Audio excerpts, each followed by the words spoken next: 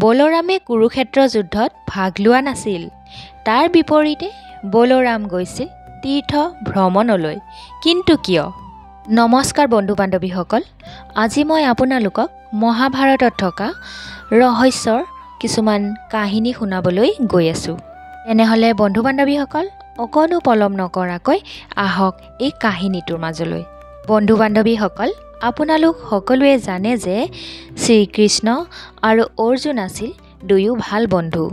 আৰু এইফালে বলৰামৰ ভনীয়েক সুভদ্ৰাক বিবাহ কৰাইছিল অৰ্জুনে। পাণ্ডৱসকলে যেতিয়া কৌৰৱৰ সৈতে পাশা খেলত হাৰি 12 বছৰ বনবাস আৰু এবছৰ অজ্ঞাতবাস অতিক্ৰম কৰাৰ পাছত হেৰুৱা ৰাজ্য খুজিছিল, তেতিয়া দুৰ্যোধনে পাণ্ডৱক ইন্দ্ৰপ্ৰস্থ বেজীৰ আগৰ সমান ভূমিও দিবলৈ অসন্মত আছিল। তাৰ ফলতে কৌৰৱ আৰু পাণ্ডৱৰ মাজত যুদ্ধ নিশ্চিত হৈছিল। কৌৰৱ আৰু পাণ্ডৱৰ যুদ্ধ হ'ব বুলি ভাবি বলৰামে আকৌ মনত বৰ দুখ পাইছিল। কাৰণ বলৰামে জানিছিল যে কুৰুক্ষেত্ৰৰ যিখন কৌৰৱ আৰু পাণ্ডৱৰ যুদ্ধ হ'বলৈ গৈ আছিল, সেইখন সময়ত যে এখন অন্যায় যুদ্ধত পৰিণত হ'ব। কাৰণ আছিল পাণ্ডৱসকল হৈছে ধাৰ্মিক, তেওঁলোকৰ লগত সদায় কৃষ্ণ থাকিব। সেইবাবে পাণ্ডৱসকল যে জয় হ'ব এই কথা কিন্তু নিশ্চিত। এইফালে দুৰ্যোধন আছিল বৰ অহংকাৰী। তেওঁ সময়ত অন্যায়ভাৱে কুৰুক্ষেত্ৰ যুদ্ধ জয় হ'বলৈ চেষ্টা কৰিবই। এইফালে আকৌ কৌৰৱৰ সৈন্যৰ সংখ্যা আছিল 11 অক্ষৌহিণী আৰু পাণ্ডৱৰ সৈন্য আছিল মাত্ৰ 7 অক্ষৌহিণী। শ্ৰীকৃষ্ণই হ'ব অৰ্জুনৰ ৰথৰ সাৰথি। কৃষ্ণ যাৰ পক্ষত থাকিব তেওঁলোকে জয় লাভ কৰা সুনিশ্চিত। সেইবাবে বলৰামে কাৰো পক্ষতে থাকি যুদ্ধ কৰিবলৈ সন্মত হোৱা নাছিল। আৰু কৌৰৱ আৰু পাণ্ডৱৰ যুদ্ধ চাবলৈও ইচ্ছা কৰা নাছিল। সেইবাবে বলৰামে কৌৰৱ আৰু পাণ্ডৱৰ যুদ্ধ লগাৰ আগতেই তীৰ্থ ভ্ৰমণ কৰিবলৈ গৈছিল। এইফালে দুৰ্যোধন আৰু ভীম দুয়োজনে আছিল বলৰামৰ শিষ্য। বলৰামেও এটা কথা ভালকৈ জানিছিল যে দুৰ্যোধনৰ উৰু ভাঙিবলৈ ভীমে প্ৰতিজ্ঞা কৰি থৈছে। কিন্তু গদা যুদ্ধৰ নিয়ম মতে গদাৰে কঁকালৰ ওপৰৰ ঠাইতহে আঘাত কৰিব পাৰে। ভীমে প্ৰতিজ্ঞা ৰক্ষাৰ বাবে অন্যায় কাম কৰিব। এইফালে দুঃশাসনৰ ৰক্তপান কৰাও ভীমৰ প্ৰতিজ্ঞা। বলৰামে ভালকৈ জানে যে মানুহে মানুহৰ ৰক্তপান কৰা বৰ অন্যায়। এইবোৰ অন্যায় যুদ্ধ বলৰামে সহ্য কৰিব নোৱাৰিব বুলি আগেয়ে ভাবি লৈছিল। সেইবোৰ জানিয়েই শ্ৰীকৃষ্ণয়ো বলৰামক তীৰ্থ ভ্ৰমণ কৰিব যোৱাত উৎসাহিত কৰিছিল। দ্বাৰকাবাসীয়েও সসন্মানেৰে বলৰামক তীৰ্থযাত্ৰাৰ বাবে বিদায় দিলে। তেওঁ কৃষ্ণক ক'লে যে কৃষ্ণ, তুমি বুজাই বঢ়াই কৌৰৱ পাণ্ডৱৰ যুদ্ধ বন্ধ কৰিবলৈ সৰ্বপ্ৰকাৰৰ যত্ন কৰিবা। কৌৰৱ পাণ্ডৱ আমাৰ পৰম মিত্ৰ। অন্যায় যুদ্ধ যাতে নহয় তালৈ লক্ষ্য ৰাখিবা। যুদ্ধ শেষ নোহোৱালৈকে মই তীৰ্থ ভ্ৰমণেই কৰি থাকিম। এই বুলি কৈয়ে বলৰামে দ্বাৰকা নগৰীৰ পৰা বিদায় ল'লে। শ্ৰীকৃষ্ণয়ো বলৰামক কৈছিল যে দাদা, তুমি চিন্তা নকৰিবা, যুদ্ধ নহ'বলৈ মই যত্ন কৰিম। যুদ্ধ লাগিলেও পঞ্চ পাণ্ডৱক আগতে কোনো অন্যায় কৰিব নিদিওঁ। যদি কৌৰৱে আগতে অন্যায়ৰ আশ্ৰয় গ্ৰহণ কৰে তেতিয়াহ'লে মই নিৰুপায়। তুমি যুদ্ধৰ চিন্তা নকৰি সুকলমে তীৰ্থ ভ্ৰমণ কৰি উভতি আহাগৈ। কৌৰৱ আৰু পাণ্ডৱৰ যুদ্ধ নহ'বলৈ কৃষ্ণই অপ্ৰাণ চেষ্টা কৰিছিল। তেওঁ পাণ্ডৱৰ দূতৰূপেও ধৃতৰাষ্ট্ৰৰ ওচৰলৈ গৈ পঞ্চ পাণ্ডৱৰ বাবে মাত্ৰ 5খন গাঁও খুজিছিল। এইফালে আকৌ ভীষ্ম, দ্ৰোণ, কৃপাচাৰ্য আৰু বিদুৰেও যুদ্ধ নহ'বলৈকে বৰ যত্ন কৰিছিল। কিন্তু অভিমানী দুৰ্যোধনে বেজীৰ আগৰ সমান মাটিও পঞ্চ পাণ্ডৱক নিদিওঁ বুলি কৃষ্ণক জনাইছিল। কুন্তীয়েও যুদ্ধ বন্ধ কৰিবলৈ কৃষ্ণক বৰকৈ কৈছিল, কিন্তু একো লাভ নহ'ল। কৃষ্ণৰ সকলো চেষ্টা অথলে গ'ল। দুৰ্যোধনে যুদ্ধহে বিচাৰে। তাৰ ফলত কুৰুক্ষেত্ৰত এখন ভীষণ যুদ্ধ হ'ল। সেই যুদ্ধত পাণ্ডৱ আৰু কৌৰৱৰ পক্ষ ল'বলৈ বহু দেশৰ ৰজাই সৈন্য সামন্তৰ দ্বাৰা সহায় কৰিছিল। সেই যুদ্ধত মুঠ সৈন্য সংখ্যা আছিল 18 অক্ষৌহিণী। যুদ্ধ হৈছিল 18 দিন। কৃষ্ণই সম্পূৰ্ণভাৱে পাণ্ডৱক দিহা পৰামৰ্শ আদিৰে যুদ্ধত সহায় কৰিছিল। যুদ্ধ পৰিচালিত হৈছিল তেওঁৰ নিৰ্দেশত। এই কুৰুক্ষেত্ৰ যুদ্ধখন প্ৰথম কেইদিন সুন্দৰভাৱে ন্যায় যুদ্ধ হৈছিল, যদিও শেষলৈ অন্যায় যুদ্ধত পৰিণত হৈছিল। ইয়াৰ মূলতে হৈছে দুৰ্যোধন। বলোৰামে যি সময়ত তীৰ্থ ভ্ৰমণ কৰি কুৰুক্ষেত্ৰ পালেহি, তেতিয়া দুৰ্যোধন আৰু ভীমৰ গদা যুদ্ধ চলি আছিল। দুৰ্যোধন আৰু অশ্বত্থামাৰ বাহিৰে কৌৰৱৰ সৈন্য সকলোবোৰ মৰি শেষেই হ'ল। ইতিমধ্যে পিতামহ ভীষ্মও পৰি আছিল শৰশয্যাত। এইফালে বলোৰামে আহি দেখা পালে ভীমে গদাৰে দুৰ্যোধনৰ উৰু ভঙা। তেতিয়া তেওঁৰ ভীমৰ ওপৰত ভীষণ খং উঠিল। তেতিয়া বলোৰামে খঙতে কৃষ্ণ আৰু পাণ্ডৱসকলক ক'বলৈ ধৰিলে যে তোমালোক সকলোকে মই ঘিণ কৰিছোঁ।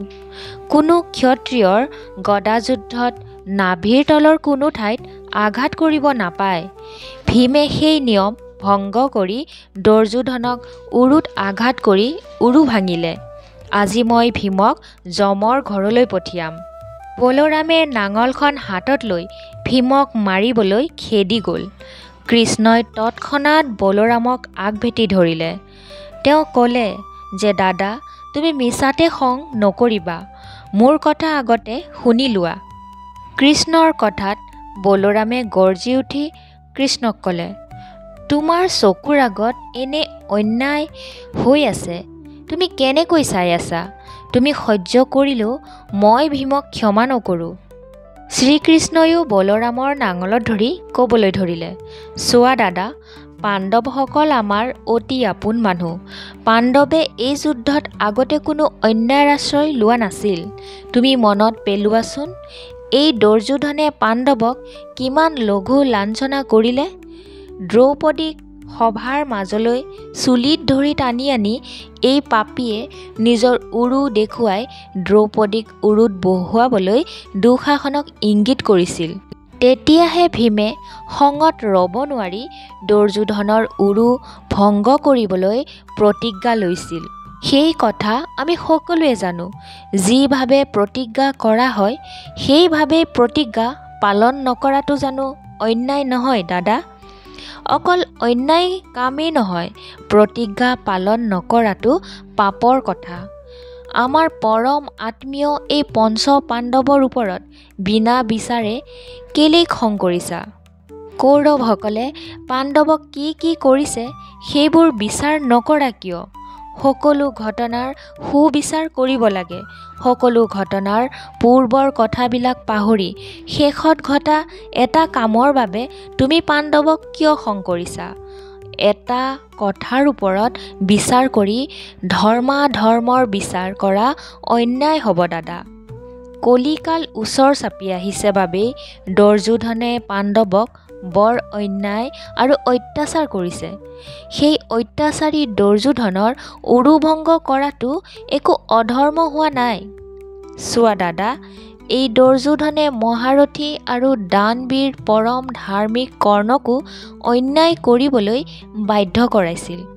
কৰ্ণই দুৰ্যোধনৰ সকলো কথা মানিব বুলি প্ৰতিজ্ঞা কৰা বাবে দুৰ্যোধনৰ অন্যায় আদেশ পালন কৰিবলৈ পিছফালৰ পৰা অৰ্জুন পুত্ৰ বীৰ অভিমন্যুৰ ৰথ আৰু ধনু ভাঙি পেলাইছিল।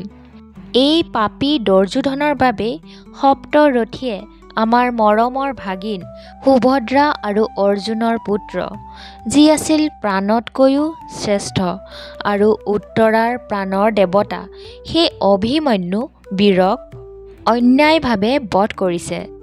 জন্ম কালৰ পৰাই এই পাপীয়ে পাণ্ডৱক অন্যায়ভাৱে বধ কৰিবই খুজিছিল। ভীমক বিষৰ লাৰু খুৱাই বধ কৰিব খোজা, পঞ্চ পাণ্ডৱৰ সৈতে মাতৃ কুন্তীক জাতুগৃহত পুৰি মাৰিব খোজা, অন্যায়ভাৱে পাশা খেল কৰা, দ্ৰৌপদীৰ বস্ত্ৰ হৰণ কৰিব বিচৰা, এইবোৰ জানো অধৰ্মৰ কাম নহয় দাদা? সেইবোৰৰ তুলনাত যুদ্ধৰ নীতি সামান্য উলংঘা কৰাৰ বাবে তুমি ভীমক বধ কৰিব খুজিছা?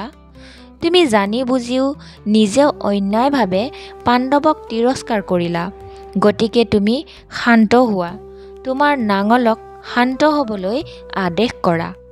শ্ৰীকৃষ্ণৰ কথা শুনি বলোৰামে নাঙলক নিজ স্থানলৈ যাবলৈ অনুমতি দিলে।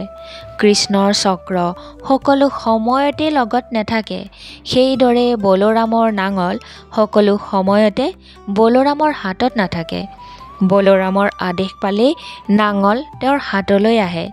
কৃষ্ণৰ সুদৰ্শন চক্ৰয়ো যি কাম কৰিব পাৰে, বলোৰামৰ নাঙলেও সেই কাম সহজে কৰিব পাৰে। সেইবাবে কৃষ্ণই বলোৰামক নাঙলক শান্ত কৰিবলৈ কৈছিল। বলোৰামে যিমানেই খং নকৰক কিয়, কৃষ্ণৰ কথা নমনাকৈ কেতিয়াও নাথাকে। শ্ৰীকৃষ্ণৰ কথামতেই বলোৰামে অস্ত্ৰ সম্বৰণ কৰিলে যদিও মনৰ দুখত তেওঁ ক'লে যে দুৰ্যোধনে বীৰোচিতভাৱে স্বৰ্গ লাভ কৰিব। ভীমে চিৰদিনলৈ কলংকৰ বোজা কঢ়িয়াব লাগিব। পাণ্ডুপুত্ৰই অন্যায়ভাৱে দুৰ্যোধনক বধ কৰিছে বুলি সকলোৱে নিন্দা কৰিব। মোৰ এই ঠাইত কাম নাই, সেইবাবে মই এই মুহূৰ্ততেই দ্বাৰকালৈ যাওঁ। এই বুলি কৈয়েই বলোৰাম সেই স্থানৰ পৰা গুচি গ'ল। এনেদৰে বলোৰামে দ্বাৰকাত কিছুদিন থাকি তাৰ পৰা পুনৰ নৈমিষিক অৰণ্যলৈ গৈ নানান ধৰণৰ যজ্ঞ সমাপন কৰি ঋষি-মুনিসকলক দান দক্ষিণা দিলে। তাৰ পাছত পুনৰ দ্বাৰকালৈ উভতি আহি কৃষ্ণৰ লগত মিলিজুলি থাকিল। প্ৰথমবাৰ বলোৰাম দ্বাৰকা পোৱাৰ কিছুদিন পাছতেই কৃষ্ণই পাণ্ডৱৰ পৰা বিদায় লৈ দ্বাৰকালৈ আহিছিল। যুদ্ধৰ শেষত আৰু এটি ঘটনা ঘটিছিল। দুৰ্যোধনৰ উৰু ভংগ হৈ মাটিত পৰি থাকিল। কৃষ্ণক দুৰ্যোধনে নানানভাৱে দোষাৰোপ কৰি গালি পাৰিছিল। কৃষ্ণয়ো দুৰ্যোধনৰ গালি শুনি কৈছিল, হেৰা গান্ধাৰী পুত্ৰ, তুমি মৃত্যুৰ সময়ত মিছাতে খং কৰি মোক কিয় গালি পাৰিছা? মই অন্যায়ভাৱে ভীষ্ম, দ্ৰোণ, কৰ্ণ, ভূৰিশ্ৰৱা আদি বধ কৰা বুলি কিয় ভাবিছা? সেই সকলোবোৰ তোমাৰ পাপৰ ফলত সংঘটিত হৈছে। মোৰ গাত ইয়াৰ অকণো দুখ নাই। তুমি বাল্যকালৰ পৰা পাণ্ডৱক কৰা পাপৰ ফলত তোমাৰ এই দশা হৈছে। হে বীৰ দুৰ্যোধন, তুমি প্ৰকৃত বীৰ। বীৰৰ দৰে মৃত্যুবৰণ কৰিছা তুমি স্বৰ্গ লাভ কৰিব পাৰিবা। এই কথা কৈয়ে শ্ৰীকৃষ্ণই পঞ্চপাণ্ডৱক লগত লৈ শিবিৰলৈ গ'ল। দুৰ্যোধন তাতেই পৰি থাকিল। ছলনাৰে পিতৃ দ্ৰোণাচাৰ্যক ধৃষ্টদ্যুম্নই বধ কৰাৰ প্ৰতিশোধ ল'বলৈ অশ্বত্থামা দুৰ্যোধনৰ কাষলৈ গ'ল। তেওঁ দুৰ্যোধনৰ সেই অৱস্থা দেখি ক'লে, মই আজি ৰাতিৰ ভিতৰতেই পঞ্চ পাণ্ডৱসকলক বিনাশ কৰিম। সেই কথা শুনি মৃত্যুমুখী দুৰ্যোধনে অশ্বত্থামাক সেনাপতি বৰণ কৰিলে। তেওঁ ক'লে যে মোৰ সৈন্য এজন নে দুজন এতিয়াও বাচি আছে। সেই গুৰুপুত্ৰ, তুমি সেইকেইজনৰেই সেনাপতি হোৱা। মই তোমাৰ ওপৰতেই ভৰসা কৰিলোঁ যে পাণ্ডৱ নিধন হোৱা খবৰ তুমি মোক দিব পাৰিবা। এই খবৰ পোৱাৰ পাছতেহে মই শান্তিৰে মৰিব পাৰিম। সেই সময়তে সূৰ্য অস্ত গৈছিল। ঘোপ মৰা অন্ধকাৰ। এজোপা আহঁত গছৰ তলত কৃপাচাৰ্য, কৃতবৰ্মা আৰু অশ্বত্থামা লুকাই আছিল।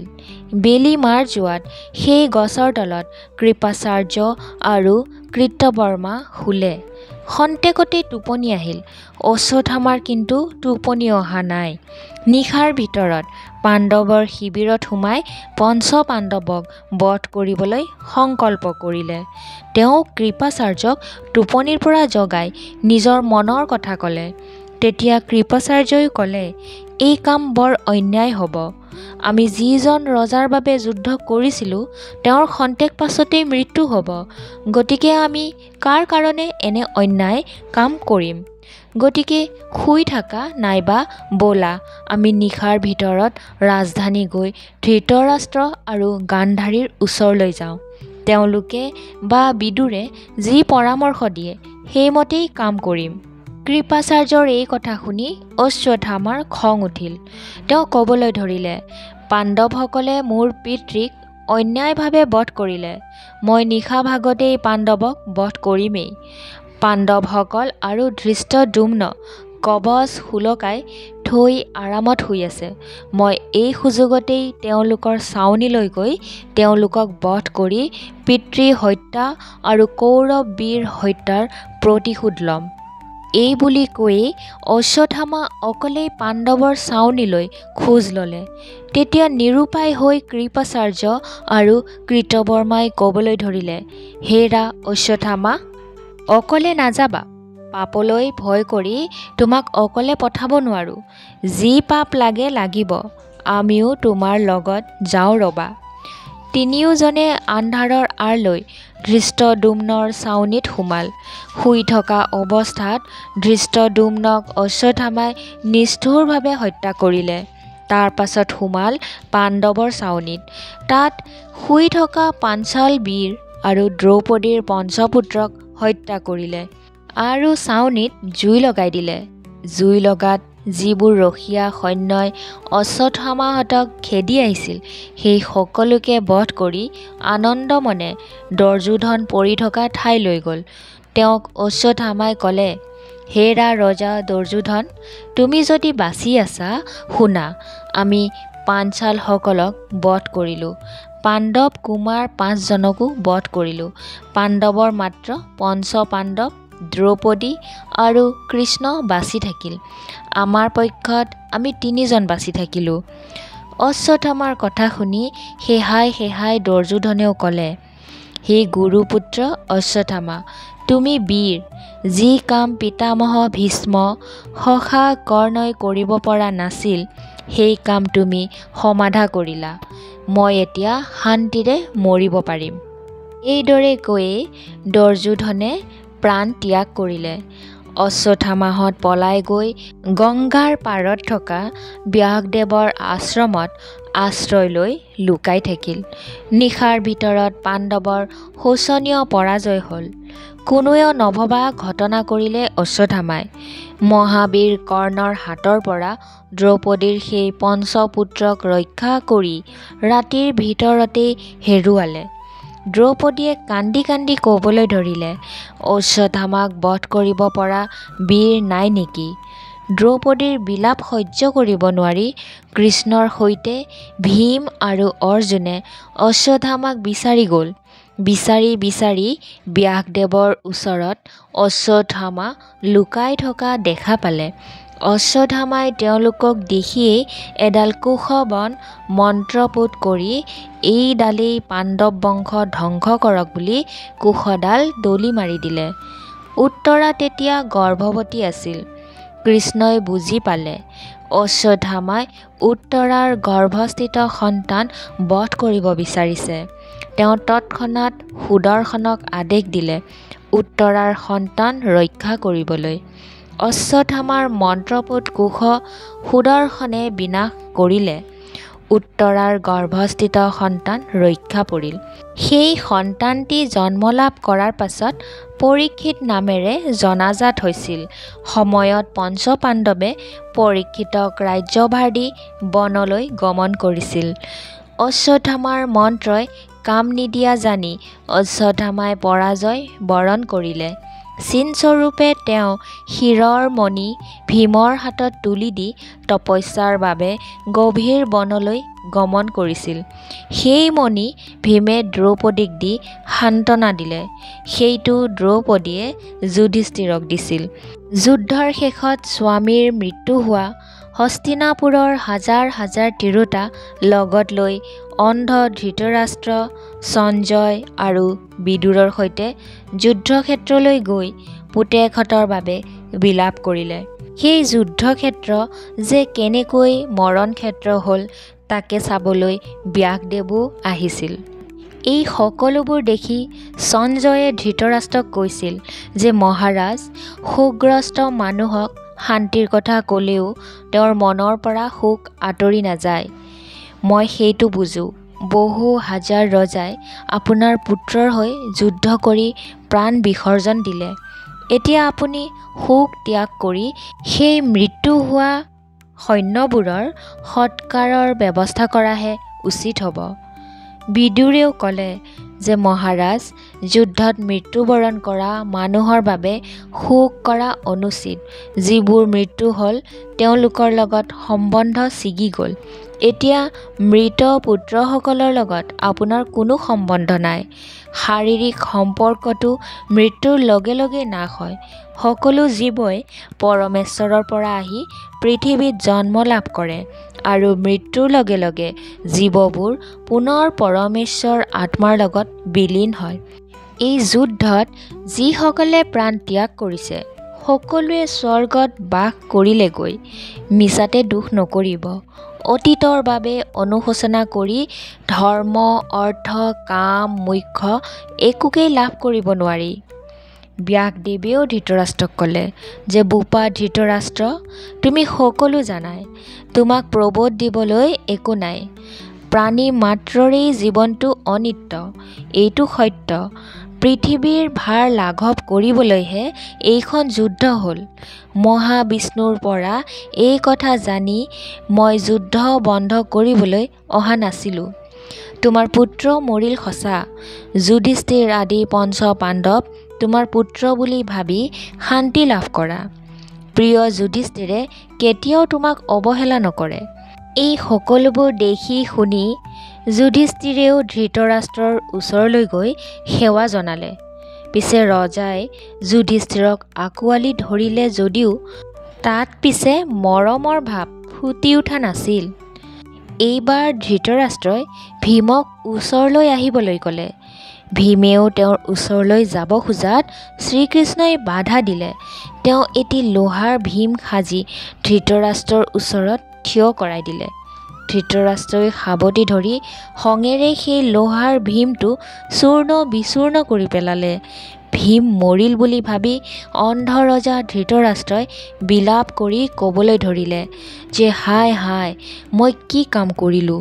খঙৰ কোবত ভীমক বধ কৰিলোঁ। তেতিয়া শ্ৰীকৃষ্ণই মিচিকীয়া হাঁহি মাৰি ক'লে, মহাৰাজ, আপোনাৰ খঙেই যে সময়ত আপোনাক বঞ্চনা কৰিব মই সেইটো জানো। মই সেইবাবে ব্যৱস্থা কৰি ৰাখিছিলোঁ। আপুনি ভীম বুলি ভাবি যি বস্তু গুৰি কৰি পেলালে সেইটো লোহাৰ ভীমৰ মূৰ্তি, আচল ভীম নহয়। ভীম এতিয়াও বাচি আছে। শ্ৰীকৃষ্ণৰ কথাত ধৃতৰাষ্ট্ৰই বৰ লাজ পালে। নিৰুপায় হৈ পঞ্চ পাণ্ডৱক আশীৰ্বাদ কৰিলে। পঞ্চ পাণ্ডৱ আৰু কৃষ্ণই ধৃতৰাষ্ট্ৰৰ অনুমতি লৈ গান্ধাৰীৰ ওচৰলৈ গ'ল। ব্যাসদেৱেও আগতেই গান্ধাৰীৰ মনৰ কথা বুজি পাইছিল।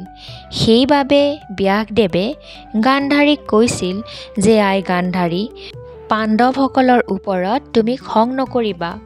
যুদ্ধৰ আগতে তুমিয়ে কৈছিলা ধৰ্মৰ জয় হ'ব। গতিকে পৰিণামত সেয়াই হ'ল। ধৰ্মৰ জয় আৰু অধৰ্মৰ পৰাজয় ঘটিল। হৈ যোৱা কথাৰ বাবে শোক বা খং কৰা অনুচিত। তোমাৰ সহজাত ক্ষমা গুণক আৰু সত্য গুণক কাৰ্যৰ মাজেৰে প্ৰকাশ কৰা আই। তেতিয়া গান্ধাৰীয়েও ব্যাসদেৱক ক'লে, হে প্ৰভু, পাণ্ডৱৰ বাবে মোৰ অন্তৰত প্ৰতিহিংসা ভাৱ জাগ্ৰত হোৱা নাই, কিন্তু মই পুত্ৰ শোকত অস্থিৰ হৈছোঁ। পঞ্চ পাণ্ডৱো আমাৰেই পুত্ৰ, মই সেইটো বুজোঁ। মই ভালদৰে জানো যে দুঃশাসন আৰু শকুনি আমাৰ বংশ নাশৰ মূল। অৰ্জুন আৰু ভীম নিৰপৰাধী। মোৰ পুত্ৰসকলৰ মৃত্যু হোৱা উচিত হোৱা নাই বুলি মই ক'ব বিচৰা নাই। যিহেতু কৃষ্ণৰ সাক্ষাতত ভীমে দুৰ্যোধনক গদা যুদ্ধলৈ আহ্বান কৰিছিল, ভীমতকৈ কিন্তু দুৰ্যোধনহে গদাযুদ্ধত বেছি পাকৈত আছিল। সেই কথা জানিয়েই ভীমে উৰুত আঘাত কৰা অন্যায় হৈছে। মই সেইবাবে মনত বৰ বেছি দুখ পাইছোঁ। গান্ধাৰীৰ এই কথা শুনাত ভীমে গান্ধাৰীৰ ওচৰলৈ গৈ ক'বলৈ ধৰিলে, আই, মই মোৰ প্ৰাণ ৰক্ষাৰ বাবে তেনে কাম কৰিছিলোঁ। ধৰ্মই হওক বা অধৰ্মই হওক, আপুনি মোক ক্ষমা কৰক। আপোনাৰ পুত্ৰক গদাযুদ্ধত কোনেও পৰাস্ত কৰিব নোৱাৰে। সেইবাবেই মই অন্যাৰ আশ্ৰয় লৈছিলোঁ। চাওক মাতৃ, দুৰ্যোধনে দাদা যুধিষ্ঠিৰক চক্ৰান্ত কৰি পাশা খেলিব মাতি আনি ৰাজ্য কাঢ়ি লৈছিল। মোক বাল্যকালৰ পৰা বধ কৰিব বিচাৰিছিল। দ্ৰৌপদীক সভাৰ মাজলৈ টানি আনি যি অপমান কৰিছিল তাৰ প্ৰতিশোধ ল'বলৈ মই দুৰ্যোধনৰ উৰু ভংগ কৰিবলৈ প্ৰতিজ্ঞা কৰিছিলোঁ। ন্যায়েই হওক বা অন্যায়েই হওক, মই মোৰ প্ৰতিজ্ঞা পালনৰ বাবে উৰু ভংগ কৰিলোঁ। হে আই, মোৰ সকলো দুখ ক্ষমা কৰক। ভীমৰ এই কথা শুনি গান্ধাৰীয়েও দুখ মনে ক'লে, বাছা, মোৰ 100টা ল'ৰাৰ এজনক বচাই ৰাখিলেও মোৰ সহায় হ'লহেঁতেন, কিন্তু তোমালোকে মোৰ আটাইকেইজন পুত্ৰকে বধ কৰিলা। এই সকলোবোৰ কথা শুনি যুধিষ্ঠিৰে গান্ধাৰীৰ ভৰিত ধৰি ক'বলৈ ধৰিলে, আই মাতৃ, আপোনাৰ পুত্ৰ সন্থা নিষ্ঠুৰ যুধিষ্ঠিৰ আপোনাৰ পদতলত। মোক আপুনি যি অভিশাপ দিয়ে দিব পাৰে আই। মই এই সকলো অনিষ্টৰ মূল। মোৰ ৰাজ্য লাভ বা প্ৰাণ ধাৰণ কৰাৰ ইচ্ছা নাই মাতৃ। যুধিষ্ঠিৰৰ এনে কথা শুনি গান্ধাৰীয়ে মুখেৰে একো নামাতি এটি হুমুনি আকাৰিছিল। যুধিষ্ঠিৰৰ গাত দৃষ্টি পৰিব বুলি তেওঁ আনপিনে মুখ ঘূৰাই থৈছিল। তেওঁ বৰ জ্ঞানৱতী আৰু ধৰ্মপৰায়ণা। সেইবাবে পাণ্ডৱক আশীৰ্বাদ দি কুন্তীৰ ওচৰলৈ পঠিয়াই দিছিল। এইবাৰ গান্ধাৰীয়ে কৃষ্ণক কৈছিল, হে কৃষ্ণ, তুমি ছলনা কৰি মোৰ পুত্ৰসকলক বধ কৰিলা। মই তোমাক অভিশাপ দিলোঁ। তোমাৰ বংশও নিজৰ ভিতৰত কাজিয়া কৰি ধ্বংস হ'ব। কৃষ্ণই তেতিয়া হাঁহি মাৰি কৈছিল, আপোনাৰ কুশল হওক মাতৃ। আপোনাৰ অভিশাপ মই শিৰত ধাৰণ কৰিলোঁ। কৃষ্ণই পাণ্ডৱসকলক থান-থিত লগাই দ্বাৰকালৈ গমন কৰিলে। তেওঁ দ্বাৰকা পোৱাৰ দুদিনমান পাছতেই বলোৰামেও নৈমিষিক অৰণ্যৰ পৰা দ্বাৰকা আহি পাইছিল। বন্ধু-বান্ধৱীসকল, এয়াই আছিল বলোৰামৰ তীৰ্থ ভ্ৰমণৰ কাহিনী। মহাভাৰতৰ এই কাহিনী শুনি আপোনালোকৰ কেনেকুৱা লাগিল মতামত জনাবলৈ একেবাৰে নাপাহৰিব। কমেণ্ট বক্সত জয় শ্ৰীকৃষ্ণ বুলি লিখিলেই হ'ব। আৰু মোৰ এই চেনেলটোলৈ যদি কোনোবা বন্ধু-বান্ধৱী নতুনকৈ আহিছে তেনেহ'লে চেনেলটো ছাবস্ক্ৰাইব কৰি ৰাখিব আৰু ভিডিঅ'টো ভাল লাগিলে লগ বন্ধুৰ মাজত শ্বেয়াৰ কৰি দিব। তেনেহ'লে আজিলৈ আহিছোঁ। ধন্যবাদ। জয় শ্ৰীকৃষ্ণ।